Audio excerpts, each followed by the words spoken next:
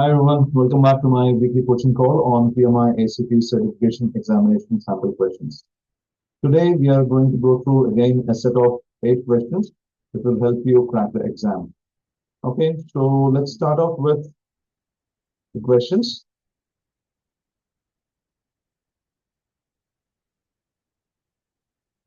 Okay, well, before we start off with the questions, I always suggest you to go through these tips and techniques that will help you solve the questions easily and in a specific approach that will help you solve the questions. Okay, so I request every one of you to stop at this point in time in this video and go through all these points and understand the points. And if you need explanation to these points, please refer to my earlier videos where I would have explained you in detail on each of these points. Okay, so moving on to the first question of the day, here it is. How does Agile handle highly uncertain projects? Okay, firstly, what we have to understand here is that Agile is in first place taken for uncertain projects only. Okay. So when there is uncertainty in terms of requirement, in terms of design, in terms of defining what the product could be, so anything of this uncertainty that will lead to adapting the agile ways of working. Okay. So now, how does agile handle it? Let's see what the options are given here. Option A, by defining all project requirements upfront. Okay, when the all project requirements are defined upfront, there is no requirement for Agile to be implemented because everything is defined, which means that means like it's predictive. Whatever the result or whatever the product is going to be made, that is predictive, and we can go with the creative ways of working or the waterfall methodology. It's not necessary for Agile to be implemented. So in Agile, what the question is saying is that it's about high uncertainty. Okay, so if there is high uncertainty, not all the requirements can be defined upfront. Okay, which means A is incorrect option. Option B, by using a detailed Gantt chart for scheduling. Okay, so scheduling in detail can be done only when all the requirements are clear first. Okay, so in Agile, the major problem is that we would not have all the requirements clearly defined upfront, which means the detailed scheduling cannot be done and the Gantt chart cannot be used, which means option B is incorrect. Option B actually applies for waterfall methodology, not for Agile. Okay, option C, by using short iterations to adapt to change. This is what exactly Agile does. What we do is we take the requirements in short iterations. We take the iteration backlog and work on few features and deliver to the customer. Take the review, take the feedback from the customer, and then try to implement those whatever the improvements are required. Try to implement those in the next upcoming iterations. So this is how the agile team works on highly uncertain requirements, highly uncertain projects. So which means short iterations is the right way of handling the highly uncertain requirements. However, let's see the last option as well by assigning additional resources to speed up development. So here we are not talking about faster deployment or faster development of the product. We are talking about tackling the uncertainty. So if we are increasing the resources, that doesn't help in that is not directly proportional to handling uncertainty. Okay, which means D is irrelevant. So of all the options, the option C is the right answer by using short iterations to adapt to change. Okay, moving on to the next question. What is servant leadership in Agile? Okay, so Agile leaders are called servant leaders for a purpose because Agile leaders are expected to empower the team, help the team overcome the obstacles that they are facing during the development of the product, during the sprints, during the iteration. Okay, so let's see if the options, if any of the options have got these, answers or not. Let's see the options here. Option A is supporting the team to remove blockers. Absolutely, that's what we were talking about. If there are any blockers that are faced by the team, the agile leader should step in and help sort out these blockers and help the team move forward. Okay, that's the right answer. However, before finalizing it, let's see what the other options are. B, giving strict instructions to the development team. Not exactly. The agile ways of working actually promotes self-organizing teams and not top-down command. Okay, it's not about dictatorship, or it's not about the leadership that is like, directive leadership is the exact term. That is not the leadership ways of working within agile. Okay, so B is incorrect option. Option C, ensuring that only the most experienced team members make decisions. Not exactly. The one of the agile principles talked about, or values also talked about, collaboration. Collaboration within the team members, also with the customer. It's not leaving out any one of the team members, neither the customer as well. Okay, it's talking more about collaboration, which means everyone in the team has to be part of the decision making, and it's not hierarchical at any point of time. Okay, so which means C is the incorrect option. And option B, controlling the team's workload to prevent overcommitment. Again, we are talking about agile teams here. Agile teams should be self-organizing. They should be able to, absorb the amount of work that they can do. They should be able to decide on the amount of work that they can take during the iterations. Okay, so the agile leaders, or anyone other than agile leaders, the management cannot control the work taken by the team. Okay, so which means option B is also incorrect. So of all the options, the right option, the suitable one, is option A, and which is the right answer, supporting the team to remove blockers. That's the objective of servant leadership. Okay, moving on to the next question. Question 3. What does technical debt refer to in agile development? Okay, first let's understand what technical debt is. Okay, so whenever a team works on a code and uses any shortcut or compromises on code quality or the product quality that they are building, this could result in defects occurring. Okay, so any rework that is happening because of this, shortcuts or compromised on quality, if such reworks happen, then that is called technical debt. Okay, this is supposed to be managed appropriately, which means if anything that happens within the team during the development of the product, that has to be managed effectively, and it has to be avoided to have any long-term issues. Okay, right. Let's see what the options are here. Which one is the suitable one? The additional cost incurred when using agile instead of waterfall, absolutely not.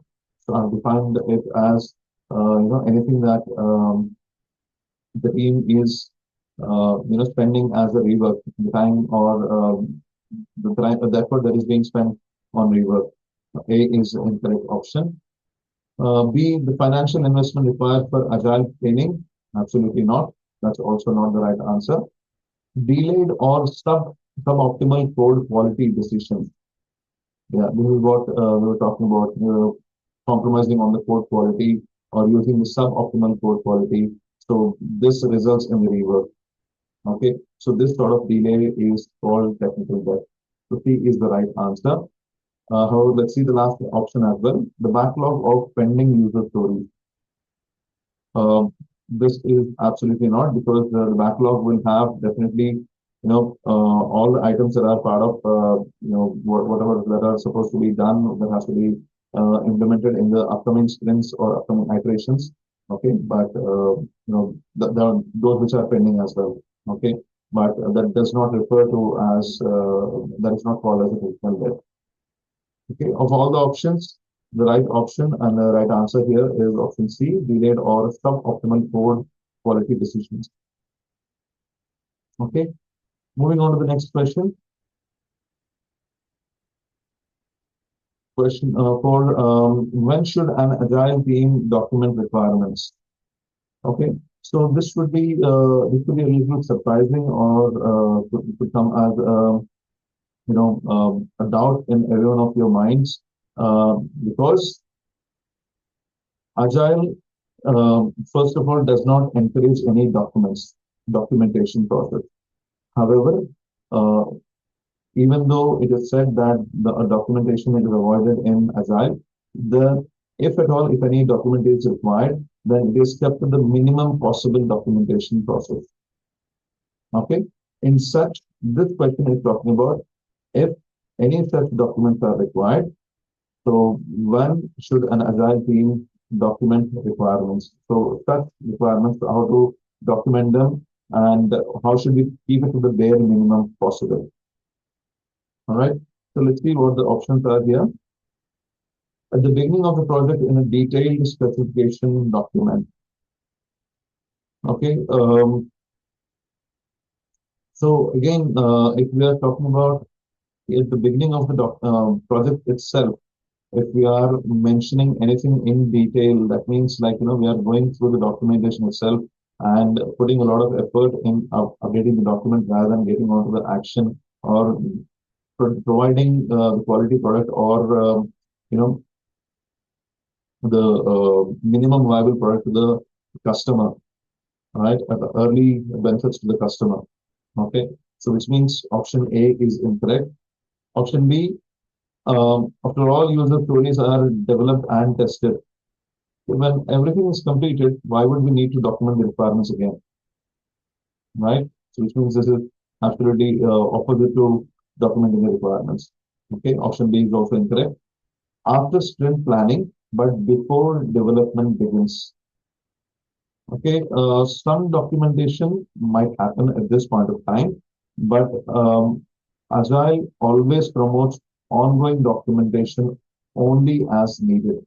Like I said, bare minimum documentation. Whenever we are working on it, we'll go through the document, we'll prepare the documentation ongoing. Okay, which brings us to the last option, which is exactly what it says as just in time before implementation. This is what the exact way of working is followed in Agile. Okay, where only the necessary details are documented when needed to avoid waste and allow flexibility for changes. So unlike the other options, but if we are documenting anything upfront or looking for detailed documentation, there is minimum scope for any changes to be made, or there is a lot of rework that is involved if any changes are supposed to be made. Okay, so when the documentation is done just in time before implementation, there is minimum effort that would take to make those changes, or minimum documentation that will go undergo any changes required. Okay, so which means the right option is option B, just in time before implementation. All right, so moving on to the next question. What Agile artifacts provides stakeholder visibility into progress? Okay, so we have various artifacts that we look at, and let's see what shows as the right visibility or as progress the stakeholder. Options are a sprint backlog. Sprint backlog is used for the development team to understand what user stories have been taken into that particular sprint and what should they work on. But it is not providing any view to the stakeholders on the progress being made. Okay, so which means A is incorrect. So B, product roadmap, absolutely. So this provides a high level visual timeline of planned features, releases, and strategic goals. which helps the stakeholders understand project direction and priorities. Okay, so this is exactly what the stakeholders would get the visibility of the progress. Okay, before finalizing, let's see what the other options are. Option C, test plan. Test plan again is talking about the testing strategy. It's not talking about the visibility of progress to the stakeholders. So which means that is incorrect. Option D, velocity report, which is entirely irrelevant to this question because velocity report is only talking about how much of on an average, how many user stories that a team is able to absorb into a particular sprint is something that's given in velocity report. However, that doesn't show anything in terms of progress towards in developing the product for the stakeholder. Okay, so it means D is also irrelevant or incorrect. Of all the options, option B is the right answer. Product roadmap. Okay, moving on to the next question. So that's a long question. So according to our tips or techniques, we should read the last section of the question first. Um, what should the Scrum Master do to help the team maintain a stable velocity? Okay, the question is for the Scrum Master, and the task is to help the team to maintain a stable velocity. These are the keywords that should be understood. Okay, and the initial part of the question asks, an agile team has been struggling with inconsistent sprint velocity due to unexpected work interruptions. Okay, we could understand from the second part of the question that the team is not maintaining a stable velocity. But why is it happening so is provided in the first part. That is because of unexpected work interruptions. Okay, so these are the keywords that should be underlined. And let's get to the options. What options are given here?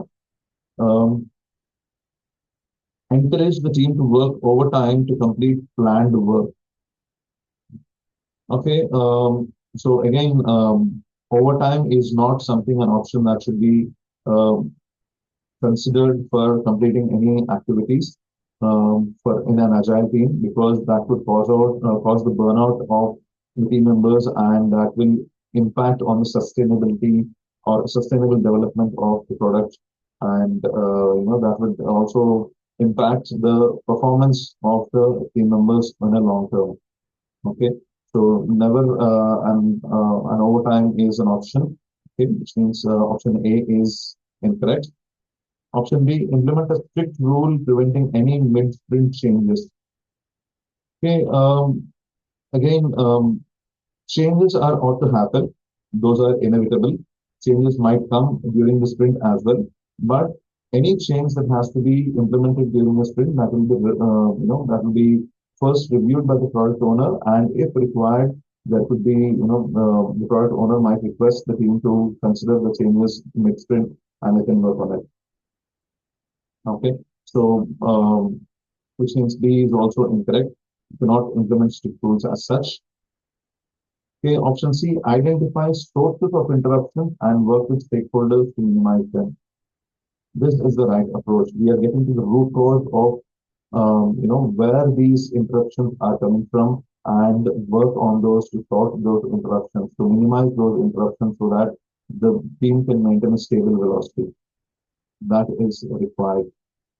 Okay, which is the most suitable options of all until now. Okay, let's see what the next option is saying. Ask the product owner to reduce the backlog size to match the fluctuating velocity. Okay, so here, if say for example, if the team is consistently missing by a certain number of user stories every sprint, then there can be, the product owner can consider that, okay, the team is unable to reach this target and can only, is able to only do this set of activities. So we can reduce the backlog, okay, or we can consider reducing the backlog. Can we do that or not is another question. So let's consider this as the first point. Okay. So if we consider like this, here we're talking about the fluctuating velocity. Fluctuations can occur. Sometimes it might increase, the velocity might increase, sometimes it might decrease. So it is like when it is inconsistent all the time. So the, the product owner cannot also decide on whether reducing the product backlog or increasing the backlog. So backlog size cannot be definitely not changing the product backlog size, the sprint backlog size here we're talking about. So that cannot be an option, okay, because it's always fluctuating, which means it is inconsistent. You cannot say whether it's increasing or decreasing. Okay, so option D is irrelevant here. So when it comes to again whether the backlog size can be controlled by the product owner or not, it's again dependent upon the team members. It's not with the product owner. It's about the team members who can decide how much how many user stories that they can consider that they can take up into one particular sprint. It cannot be dictated or it cannot be directed by the product owner or the agile leader. Okay, so which means option D is incorrect. Of all the options, the suitable option and the right answer is option C, getting to the root cause of identifying the sources of interruption and working with the stakeholders to minimize them. All right. Okay. So moving on to the next question. Another lengthy question. So let's read the last line first. What should the agile team do? Okay, that's a question for the agile team. And let's understand what the question is, what the situation is. During a sprint review, a stakeholder suggests a major change to the product that requires a complete redesign. Okay, so here keywords that we are supposed to highlight or underline are the question is for the agile teams. What should they do? And when it is happening, it is during a sprint review, which means at the end of the sprint, when the whatever development that was done during that particular sprint, which was while presenting it to the client or the stakeholder, then the stakeholder has suggested major changes to the product. Okay, that requires a complete redesign. Okay, so here during the sprint review and the action for the agile team, and what is happening? Complete change to the the design is going to be suggested, right? So let's see now what the options are given here. Implement the change immediately to satisfy the stakeholder. Okay, now that we're at the end of the sprint, we should be planning the team. Actually, the agile team should be planning for the next sprint. Okay, even without planning, you cannot jump onto this next sprint and immediately implement anything because the agile teams work in these sprints or the iterations otherwise. Here in this context, we're talking about sprint. So agile team is going to work in sprint. They're going to consider whatever requirements, whichever are urgent or anything of that sort, are considered into that particular sprint, absorbed into that sprint, and then during a sprint itself, any activity will be done. Okay, so out of the sprint or any changes or any actions or any development cannot be done. Okay, so which means option A is incorrect. And option B, inform the stakeholder that changes cannot be made mid-sprint. Okay, the option B is completely incorrect because here I asked you to underline the keyword which is during sprint review. Okay, we're at the end of the sprint, right? But the option B is talking about changes cannot be made mid-sprint, which is totally irrelevant or incorrect. Okay, which means B is not the right options, right answer as well. Okay, option C, log the change request and evaluate in the next backlog refinement session. This is what we are talking about. Okay, when I was discussing about option A, I mentioned that okay, we are supposed to take up that particular whatever suggestions are given and supposed to consider it into the next sprint, whether it fits into the next sprint or not, and then start working on it. Okay, right? So here again, don't go with the word as a change log. We're not going to maintain any change logs here separately in Agile. So it's the product backlog itself. Any changes that come up with from the stakeholders, those are considered and discussed in the backlog refinement, and all those changes will be going into the backlog itself, the product backlog itself. There is no other change log that is maintained. Okay. All that we are going to, by saying log the change request, we're only intending to say that, okay, but considering that request or noting down that particular request, okay, it's not talking about any change log separately. Okay, so option C is the most appropriate and the right answer here. However, let's see what the option D says. Extend the sprint duration to accommodate the requested changes. Again, we've discussed this several times in the previous coaching course as well, that again, the sprint durations cannot be extended at any point of time. Either if that particular change can be accommodated into that particular sprint, where sprint that could be done, or it can be considered into the next sprint if it's urgent. Okay. So again, one more thing that we should remember, going back to the question. So it's about the sprint review. We are at the sprint review stage, which means the sprint is almost complete. Okay. We can consider this in the whatever change is coming up in the next sprint. That implies that option D is also incorrect. Okay. Of all the options here, option C is the right answer. Log the change request and evaluate in the next backlog refinement session. That's the right approach. Okay, moving on to the last question of the day. Okay, so reading the last line first. What should the Scrum Master do? Okay, that's a question to the Scrum Master.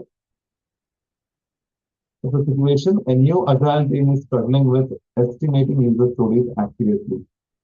Okay, so we've discussed earlier that one of the key role of an agile leader or scrum master is to empower the team and remove any obstacles that are stopping the team to perform any activity.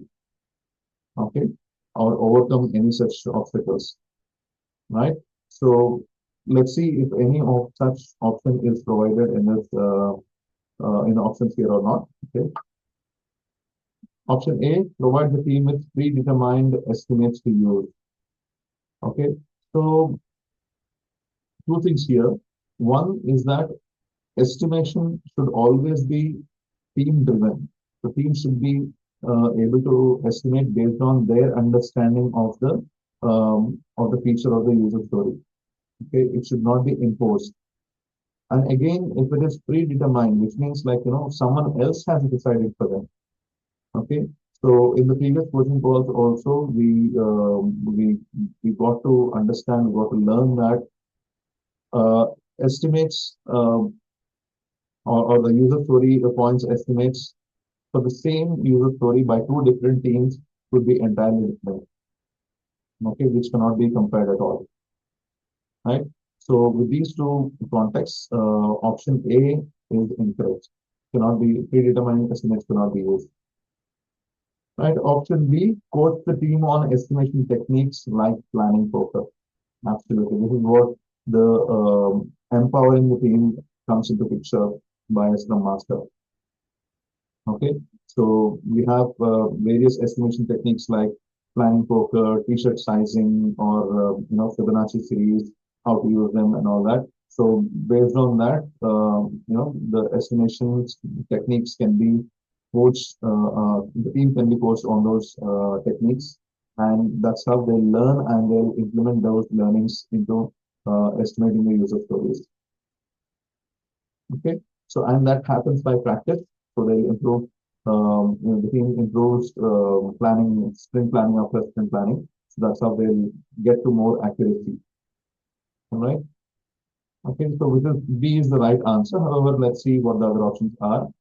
Option C, have the product owner estimate user stories instead. Absolutely not. So someone else cannot do it for the team. The team has to do it by themselves, not the product owner. Option C is incorrect. Option D, avoid estimation and start working based on gut feeling. Absolutely not. Okay, so Agile would definitely need some sort of a relative estimating for planning how many of user stories can be considered into that particular sprint. Okay, it cannot, the team cannot blindly take up, um, without any relevant or without any proper estimation, they cannot take up user stories into that particular thing. Which means B is absolutely incorrect. So of all the options, the right approach that the Scrum Master should take here is to coach the team on estimation techniques like planning focus. All right, so that brings us to the end of all the questions for today. However, before you go, I'd like to again announce about my upcoming batch on May 23rd, which is Friday. Okay, so this batch program, I usually offer it for $699. However, for this program, for this batch exclusively, I am giving it for $499 flat. All right. So what am I offering you in this batch program is a weekly coaching call, in addition to what I'm doing right now on YouTube. So there would be a separate weekly coaching call that I'll be doing for the batch participants, and I'll have a customized roadmap prepared for every one of you so that you can prepare accordingly and achieve your certification, right? And you'll have a best simulator in place with 1600 plus questions, sample questions that will help you prepare for your certification examination, right? And I'll guarantee you the application approval from my end on the PMI website when you apply for PMI certification examination. I'll guarantee your application approval. Okay, and you'll also get through this coaching you'll get the 28 required PDUs for for the eligibility to go to the examination. And also, based on the customized roadmap that you prepare, I'll have a daily follow-up done with every one of you to help you, to guide you, and make you stick to the plan and crack the certification examination to put you on track and get to succeed in the examination. Okay, so that's what I'm going to offer in my batch program, right? So if you're interested to join and if you're aiming to become a PMI-ACP certified practitioner in this year at the earliest possible, then join my batch program. You can contact my coach, my mentor, Mr. Amer Ali, who will be guiding you with more details on how this batch program is going to be, and you can be part of this, right?